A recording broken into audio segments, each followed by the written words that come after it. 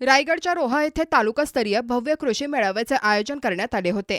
या कृषी मेळाव्याला आदिती तटकरे, रायगड जिल्हा परिषद उपाध्यक्ष मधुकर पाटील तसेच जिल्हा परिषद कृषी व पशुसंवर्धन सभापती वैकुंठ पाटील यांच्या प्रमुख उपस्थितीत कार्यक्रम संपन्न झाला।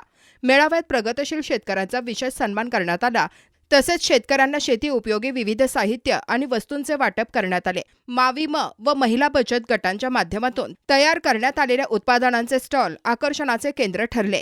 यामध्ये शेतीसाठी लागणारी अवजारे, बियाणे, भाजीपाला उत्पादन तसेच विविध कृषी साहित्याचे प्रदर्शन करण्यात आले होते। या कृषी मेळाव्यात शेतकरी, महिला बचत गटांच्या सदस्यांसह पदाधिकारी, जिल्हा परिषद सदस्य आणि पंचायत समिती सदस्यांनी मोठ्या संख्येने हजेरी लावली। तालुका कृषी मेळावा आज आपल्या रोहा तालुक्यामध्ये पंचायत समिती आणि कृषी विभागाच्या संयुक्त विद्यमानाने आयोजित करण्यात आला।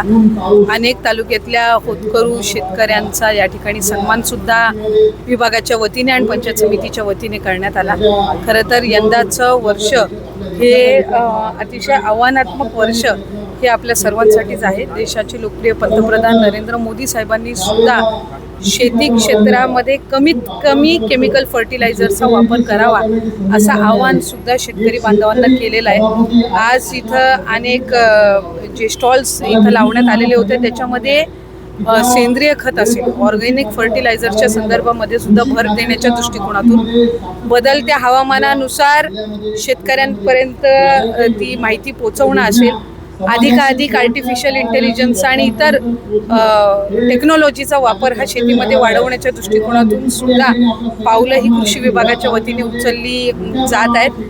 आंबा बागायतदारांचं जे काही नुकसान झालेलं आहे यात आम्ही राज्याचे मुख्यमंत्री आदरणीय फडणवीस साहेबांना, शिंदे साहेबांना आणि सुनेत्रा काकींना विनंती केली अधिकची नुकसान भरपाई थोडी त्यांना देण्यात यावी आणि थोडा निकषांमध्ये बदल करून विशेष पॅकेज हे आंबायत बागायतदारांसाठी यावर्षी शासनाच्या वतीने देण्यात यावं। त्याला सकारात्मक प्रतिसाद हा त्यांच्याकडून मिळालेला आहे। रोहा कृषी मेळाव्याच्या निमित्ताने आम्ही सर्व मंडळी या ठिकाणी उपस्थित राहिले।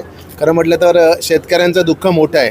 आपण पाहतोय की केंद्र सरकार आणि राज्य सरकार अनेक निधी आणि विविध प्रकारचे निधी या ठिकाणी शेतकऱ्यांसाठी आपल्या शेवटच्या तळागाळापर्यंत पाठवत असतात, परंतु त्या ठिकाणी पोर्टल आणि इंटरनेट त्याचबरोबर जी काही व्यवस्था आहे त्या व्यवस्थेच्या नुसार अधिकारी वर्ग हा निधी योग्य रीतीने समाजातील शेवटच्या तळागाळातील कष्टकरी आणि शेतकरी जनतेपर्यंत पोचवत नाही असा मला ठाम विश्वास आहे। त्याच्यामुळे अधिकार वर्गाने या ठिकाणी जर ठरवलं की आपल्याला लाभार्थी वाढवायचे आहेत तर लाभार्थी वाढले तर खऱ्या अर्थाने शेतकऱ्यांना त्या ठिकाणी मदत मिळू शकेल। माझा निश्चितपणे कृषी सभापती या नात्याने प्रयत्न आहे की या रायगड जिल्ह्यातील प्रत्येक शेतकऱ्याला न्याय मिळाला पाहिजे आणि प्रत्येक शेतकऱ्याला ज्या शासनाने दिलेल्या योजना आहेत त्या योजना त्यांच्या घरापर्यंत पोहोचल्या पाहिजेत आणि तशाच पद्धतीचे प्रयत्न आम्ही या ठिकाणी करणार आहोत। तुम्ही पाहत आहात विस्टा न्यूज मराठी।